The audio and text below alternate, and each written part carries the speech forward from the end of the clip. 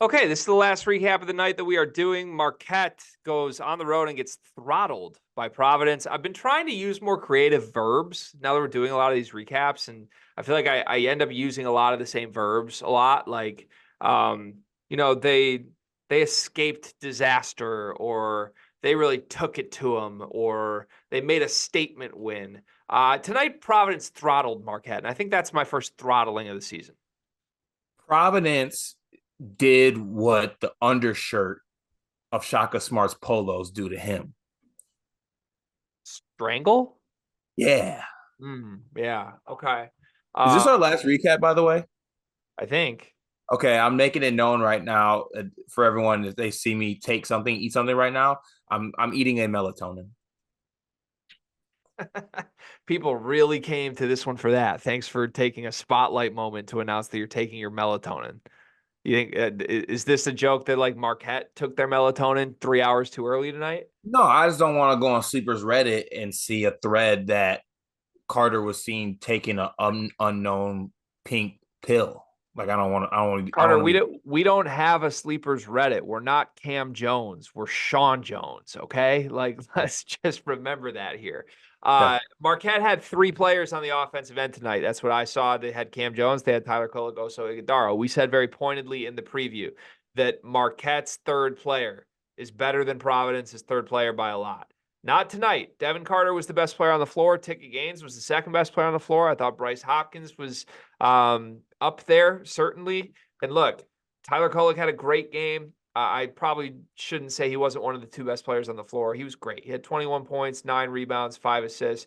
Tyler Kolek just ended his Marquette career without beating Providence at Providence. Tyler Kolek didn't play his whole Marquette career at Marquette. If Tyler Kolek had played his whole career at Marquette, he wouldn't have beaten Providence because Marquette hasn't beaten Providence at Providence since we had a different president in office. I don't know what you do with that. Yeah, I mean, honestly, credit to Providence for getting. I mean, this is massive for Coach Ken English and the Providence Friars. Like, this is his first year as head coach, first Big East game, going up against Marquette and Shaka Smart, the preseason top 5 team, currently number 6 in the country, have played really good basketball this year, and they laid it on them and they suffocated them. And I don't think I gave Providence enough credit for how good they are defensively. Like they were swarming Marquette at times in this game, and they made it tough. And Tyler Kolek got his. Cam Jones got his too, but I feel like they made it tough on him. I was watching the game, and I feel like Devin Carter and Gaines and Adoro and Bryce Hopkins are flying around the floor, and Duel. They're just like they're making things very very tough for Marquette. And I mean, they held Marquette to 57 points. Marquette's a really good offense. Like Marquette's a team that can fill it up. We have seen that, and they got weapons. So to hold them to 57 points, I mean, they held them to 29 in the first half, 28 in the second half, and then they put up 72 themselves. Devin Carter makes 5 3-pointers. Ticket Gaines also hits 5 3-pointers. I mean, they just took advantage of the moment. They had a huge moment at home in Kim English's first game in the Big East, and they seized that moment, and that's impressive. Yeah, it is. I think we have to take Providence seriously. I'm gonna go somewhere. I didn't expect to go here till the end of the video, but I'm gonna go there now. Can we talk about Ed Cooley for a moment? Uh-oh. Can we Talk to do it? me. Can we? I mean, has anything changed with this Providence team without Ed Cooley? Has a thing changed? I mean, things have changed. They look a little better offensively than I recall Ed Cooley teams looking. I was gonna say if any change has come, I think they look better. Which actually, to be fair, is not accurate because they're the 122nd best offense in the country on KenPom. They were 18th last year under Ed Cooley running the flex, but aesthetically pleasing, maybe. But like that's kind of just where I'm at. It's like I thought this program would have a thing that it feels different and it takes a step back first. I didn't think it would be long term back. I believe in Kim English. I like everything I've seen from Kim English. Certainly more after tonight's result. But I definitely came into this even after seeing this team beat Wisconsin comfortably at home. I came into this game believing like there's still a step backward to expect for Providence and Big East play this year. I don't think that's the case anymore. Like I think everything's in front of this team. I don't feel like they've skipped a beat. I feel like Kim English retained the key pieces that he could retain. And I don't think this team would be significantly better than it is if Ed Cooley was coaching this team. Yeah, Providence did what people wanted Kyle Neptune to do. Hmm. They wanted him to take over. They wanted him to take over this team after a coach who's been there for a long time and done a lot of things for the school, like Jay Wright did for Villanova. And they wanted him to step in, and they wanted him to, retain guys, get guys, play good basketball, win big games. And in his first season, he has done that. And there were some mixed reviews, I think, across the country. Like, 2 or 3 years ago, Kim English was like one of the hottest names in the country. People cooled off on him just a slight bit. George Mason didn't have as much success as they'd have in the previous years, but I've been utterly impressed with them. And talk about a statement win to start the season. So like it's basically it really is the opposite of what people wanted Kyle Neptune to do at Villanova. Yeah, And it's early. It's early, but it started off that way. I like that call out though. Yeah, I like that call out. And again, Villanova has major issues. They did win the battle for Atlantis, so that's Okay, but still, also can I make it so clear that call out felt so good? yeah, that felt really good. That's going to be clipped for sure. You just had a moment there. That's good. Providence plays Butler and Seton Hall next, both at home. I think we can rack those up at wins, barring something shocking. But like, if they're sitting here at 12-2, 3-0 in the Big East, at what point do you start to think, could this team win this conference? Like, is there any chance this team wins this conference? Do you think that they have the size to hang with UConn? No. See, I don't think this team is unseating UConn for. I think UConn's a clear favorite right now. Okay. Yeah, I think And that's honestly, in my heart of hearts, I'm I'd still put I'd still put Marquette and Creighton ahead of them, finishing in the Big East. But maybe Providence is the clear fourth team. okay. I could see that. Where's the dunk on the list of places you don't want to play? Ooh, it's up there. Honestly, I think in the Big East, that might be the one place I don't want to play. Yeah. I mean, stores rocks too, though, but I think it might be the dunk.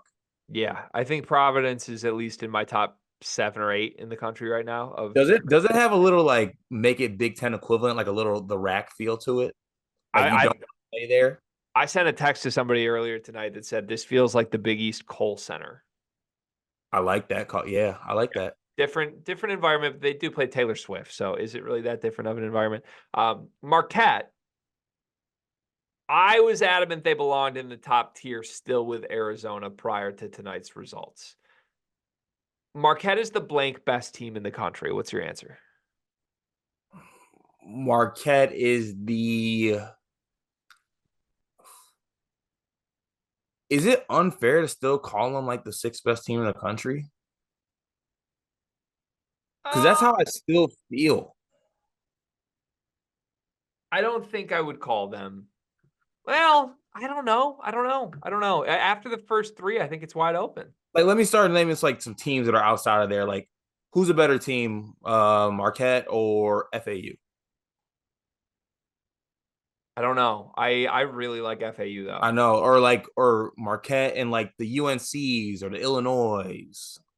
Um, I think they're closer to that group of teams than they are to Arizona. Okay, so you're saying like instead of rounding up with this Marquette team, now we're rounding down. I think you have to round down. Like they Okay. belong somewhere in that top 10 to top 6. Maybe lower. Ken Pom has them 14th right now. So one below Baylor, one ahead of Illinois, two ahead of Florida Atlantic. I think that's where I'm at. I think this is a good, not great basketball team. And I'm going to stick with that until they start to win some of these games. Like they not even win. They weren't really competitive tonight. Like they got ran by an okay to good Providence team. I'm workshopping something as we're doing this, and we don't have to we don't have to go crazy on it. But I just want you to let this marinate, and maybe we touch on it tomorrow. Is Shaka pulling an Izzo? Save it. You know what I'm saying? Like a little bit of like my team is good. like we're gonna lose a game on the road to Providence, but like that's gonna be like one of the 2 or 3 kind of games we lose in a big in the conference or something like that. Like, does Shaka want to be a top 5 team in the country? Yes. He does. Okay, I'm reaching. Also, you don't you don't have to lose your non-conference games to like win your conference games or anything like that. Like I don't think there's a correlation to that. You know what I mean? Yeah, Like well, no, but I'm saying like this is a conference law. This is a conference law, so so he's throwing games because it's conference play now. it's Like like I mean that's yeah. I'm trying to find a reason why Marquette only put up 57 points. Like I get we came on here and we're saying we're impressed with Providence, but Marquette also like damn. I think they're really missing Stevie Mitchell, um, which maybe speaks to this roster. Okay, If you're really missing Stevie Mitchell, that might be something. if we're missing Stevie Mitchell, then we need to round down a little more than I need to. We thought we need to round down. Yeah, like I don't think outside of David Joplin and the big three, this team got anything from anybody tonight. Yeah, and David Joplin's so up or down. It's a big difference. Yeah, I I, expected I there to know, be a side. I know it was supposed to be like the combination of him and Ben Gold are like somewhat of Omax, but it ain't even close to what Omax is giving this team. I just expected there to be a sizable talent gap that doesn't exist. So, tough. Like you got good Tyler Kolek tonight. You lost by 15 points at Providence. Not good. Not great. Yeah. Okay. All right. I think that's it. Providence, congrats. Marquette, hang in there. Boo hoo. We're 9-3, and we're still an Man. NCAA tournament lock. Wah. Like, I'm sorry, I'm lashing out, but like to make me do this for an extra hour and a half after my team fell to 6-6 tonight. Like, really? I'm supposed to act like that? Like the sky is falling for Marquette. Boo hoo! You have one of the 5 best players in the country and only 3 great players. Like, sick. Like, come on, dog. You know what I'd kill to be 9-3 right now? Like I would kill things. Same.